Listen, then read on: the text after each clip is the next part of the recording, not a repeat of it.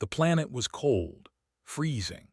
The sky was a bleak shade of gray, dark clouds swirling as if the heavens themselves mourned the crash. The transport ship had come down like a stone, a fiery blaze against the coldness of the desolate world. It had been an unexpected crash, a terrifying loss that left only a few survivors. The icy surface of the moon did not forgive, and the crash had torn apart the ship's metal frame like paper. In the aftermath, the few who remained were left to deal with the brutal environment, knowing that even if they survived, they would never be the same. Captain Elias Grant had been one of the survivors. He was a seasoned officer, a soldier who had been through the worst that war could offer, but nothing prepared him for this. The cold was unlike any battlefield he had faced. His breath fogged in front of him, the sharp sting of the frozen air biting at his skin. His team was a handful of weary men and women, all armed and trained, but none of them had experience dealing with a planet like this. "Everyone, we need to find shelter and warmth," Elias shouted, his voice barely audible against the howling wind. His team moved quickly, heads down as they hurried toward the remains of the ship. Amidst the wreckage, Elias found her.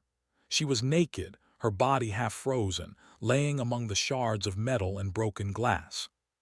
Her skin was pale, nearly translucent, her features almost alien in their sharpness. She had no visible injuries, but her chest rose and fell weakly, her body trembling from the cold. At first glance, she seemed like a dream, impossible to believe, even after all the horrors he had seen. "Who the hell is she?" one of the soldiers muttered, looking around as if waiting for the explanation to present itself. Elias knelt beside her, checking her vitals. She wasn't human. Her limbs were long and slender, her face delicate but strong.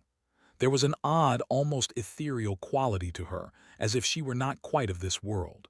Her eyes fluttered open, revealing a deep shade of violet, striking against the pale canvas of her face. "Please," she whispered, her voice weak but clear. "Imagine I'm your wife." Elias froze, his mind racing. Her words didn't make sense. She didn't speak like any enemy he had ever encountered. She didn't speak like anyone he had ever known. The phrase, "imagine I'm your wife," felt out of place in the grim reality of the situation. She had no clothes, no identification, no obvious reason for being there. "Easy now," Elias said, trying to maintain his composure. His thoughts were scrambled, confusion turning into urgency. "We need to get you out of this cold."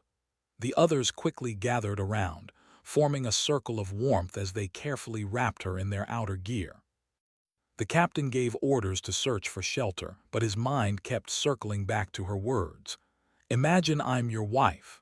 They were nonsensical in the worst possible way, as though she were speaking of something distant, something unreachable. Elias had no answers, only the need to keep his team alive and to understand who, or what, this mysterious stranger was. The wind howled louder as they moved into the remains of what was left of the ship's cabin, using their rifles to break the door open. The cold was relentless, but inside, there was some protection from the brutal storm. Elias set the alien woman down on the nearest table, and his soldiers began tending to their injuries, doing what they could to stabilize the situation. "Are we really going to trust her?" one of the soldiers asked, casting a glance at the alien woman who lay motionless, still weak from the cold. "I don't know," Elias replied, rubbing his hands together to warm them, "but we need her help." As Elias looked over the woman, he noticed the strange markings on her skin, delicate patterns that glowed faintly as if they were alive, pulsing in the dim light. It was unlike anything he had seen in his years as a soldier.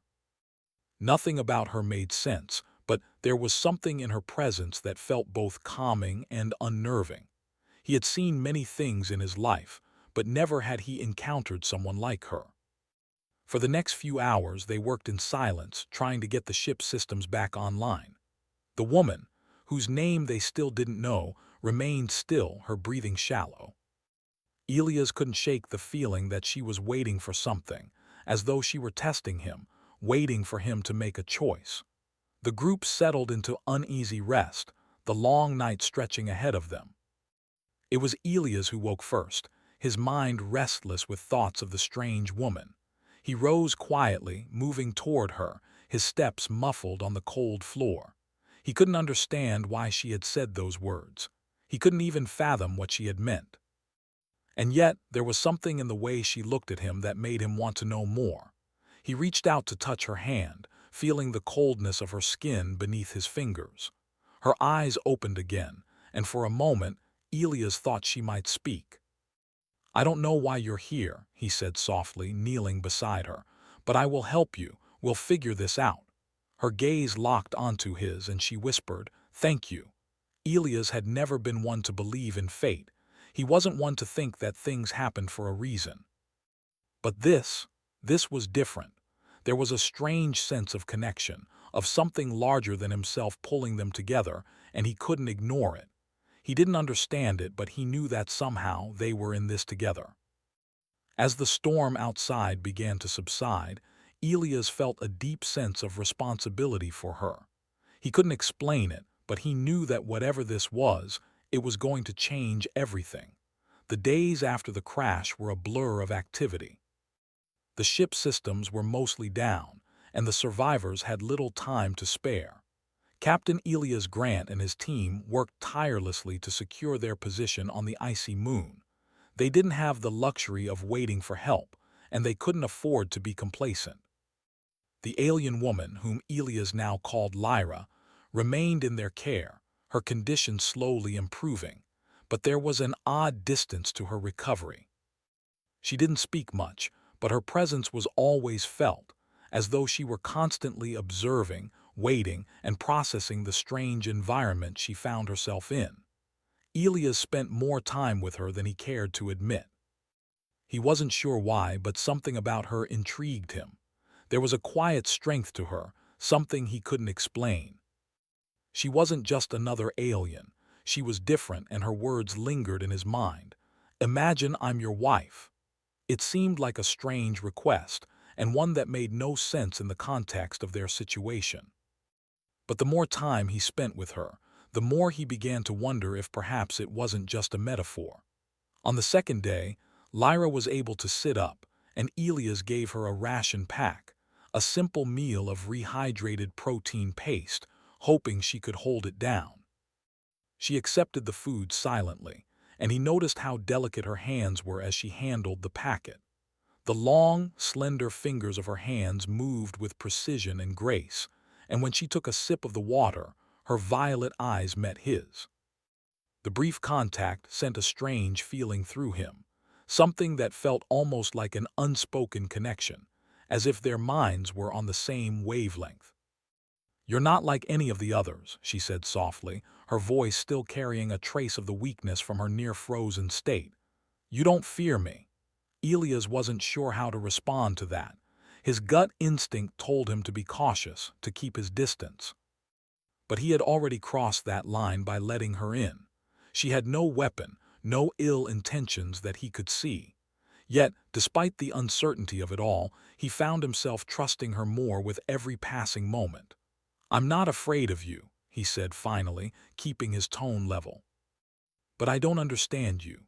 Who are you?" She paused, as if considering how much to share. After a long silence, she spoke, her voice almost a whisper. "I am Lyra of the Valeri.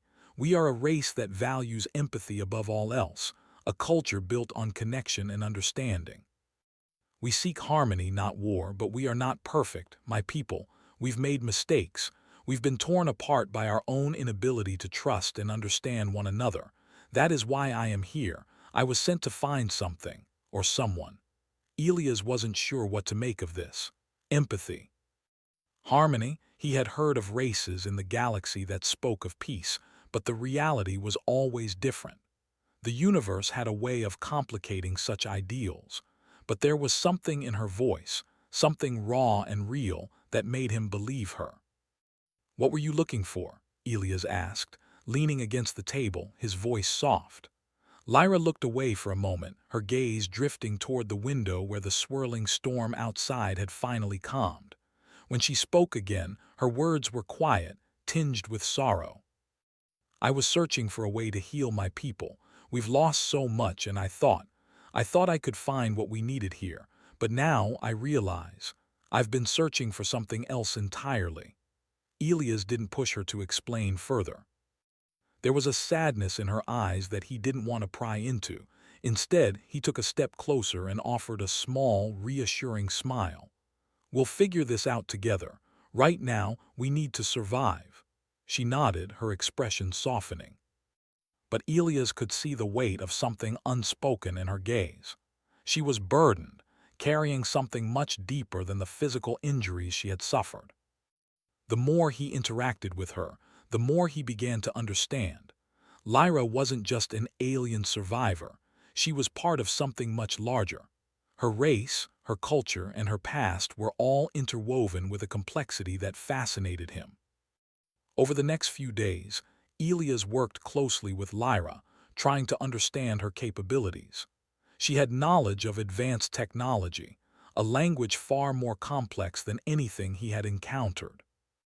At times, she would speak in soft murmurs, her words laced with a sense of alien beauty. But every so often, she would pause and look at him with an intensity that sent a chill down his spine. One evening, after they had made some progress in getting the ship's communication systems working again, Lyra turned to Elias. Her face was still pale, but her eyes had a quiet strength to them. "You don't have to be afraid of me, Elias," she said. "I am not your enemy." He hadn't realized that fear had been creeping in until she spoke the words. But it wasn't fear of her that troubled him. It was fear of what she represented. The unknown, the unexpected.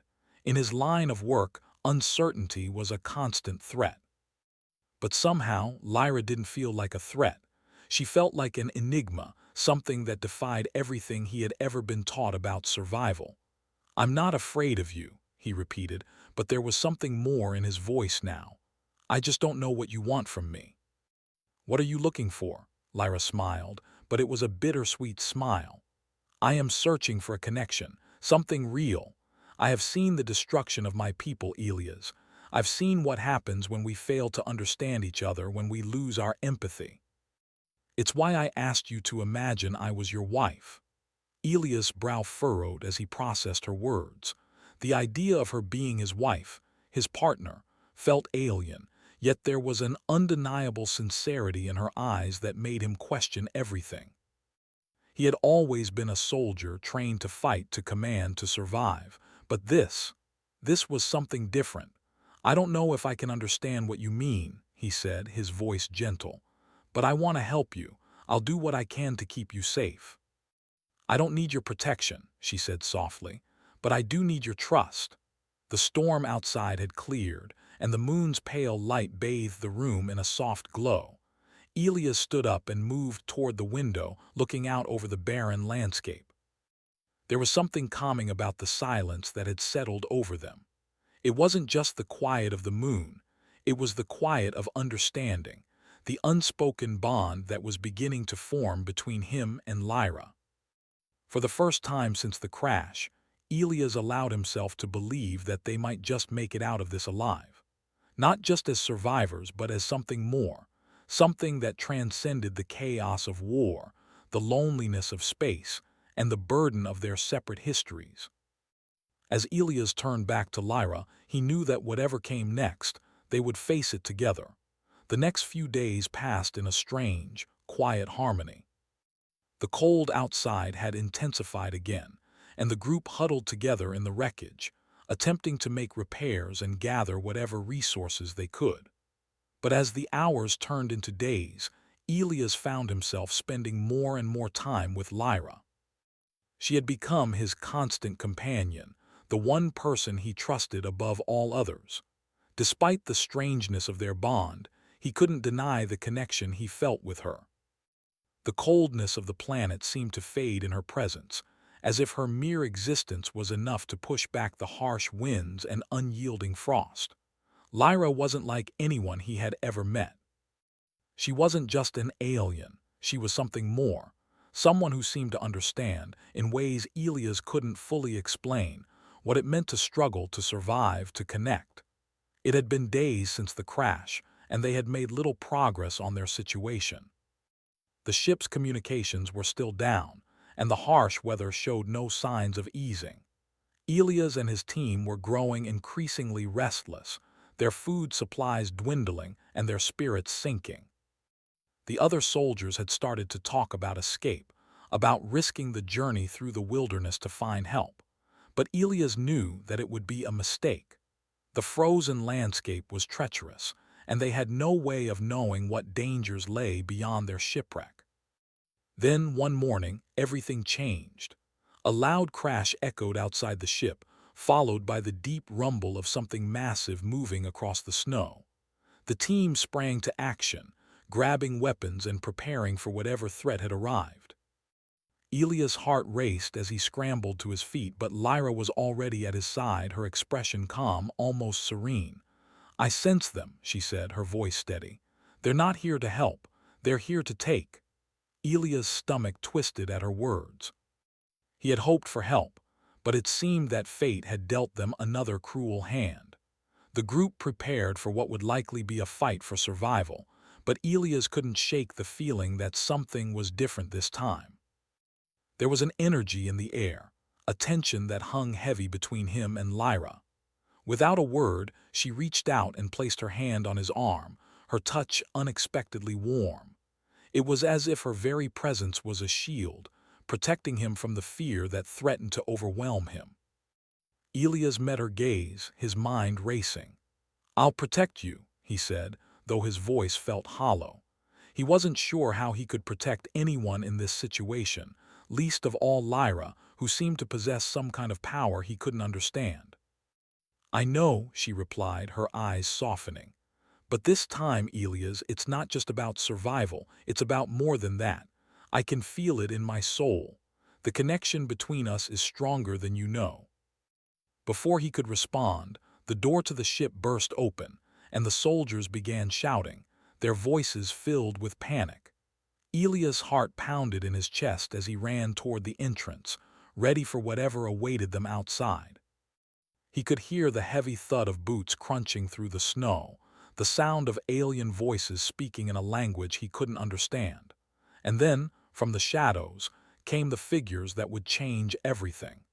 They were unlike anything Elias had ever seen. Tall, imposing beings, their bodies cloaked in dark, flowing robes. Their faces were obscured by masks, their features hidden from view. They moved with precision, their presence commanding and terrifying. Elias' soldiers were no match for them, their weapons ineffective against the strange energy that seemed to emanate from the newcomers. Lyra stepped forward, her eyes narrowing as she faced the group.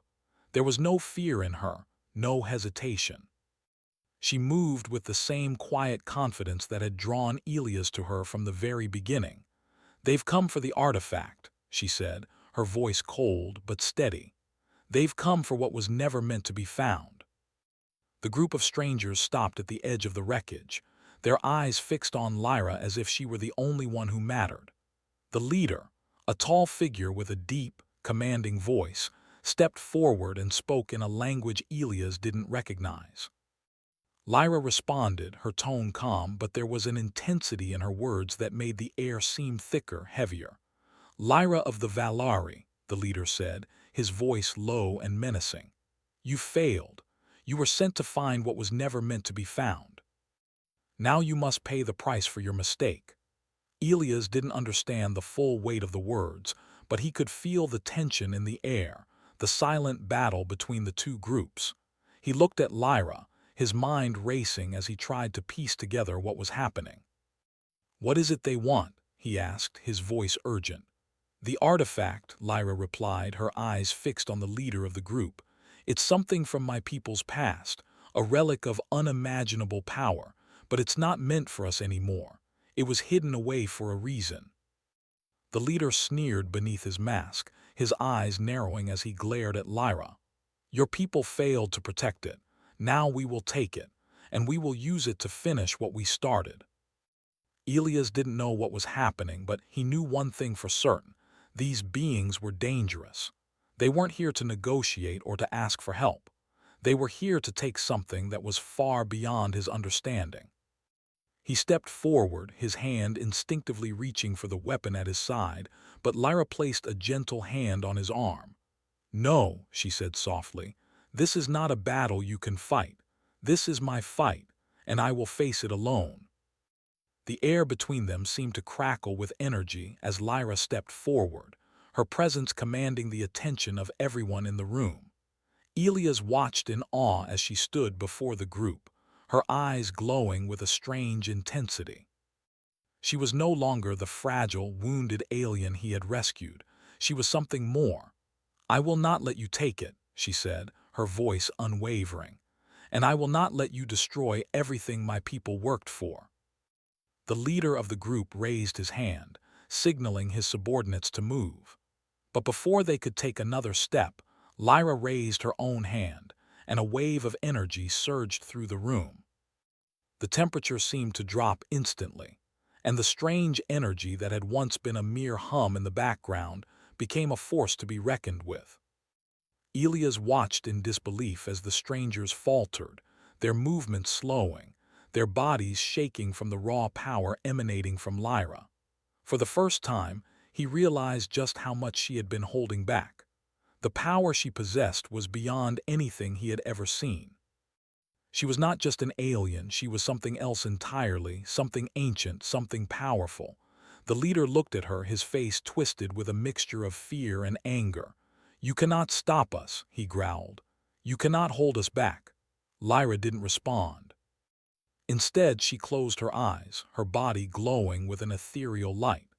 The entire room seemed to vibrate with energy as the artifact, hidden deep within the ship, began to react. The ground trembled beneath their feet as the artifact's power surged, and Elias felt a deep, primal connection to it, something he couldn't explain, but something that resonated with every fiber of his being. The battle had begun, but it wasn't one that Elias could fight with guns or knives. It was a battle of wills, a fight for the survival of not just his team, but of Lyra's entire people. And Elias, standing there in the midst of it all, knew that whatever came next, he would stand beside her. He didn't fully understand the weight of her struggle, but he understood that she wasn't alone anymore. She had him, and together they would face whatever came next.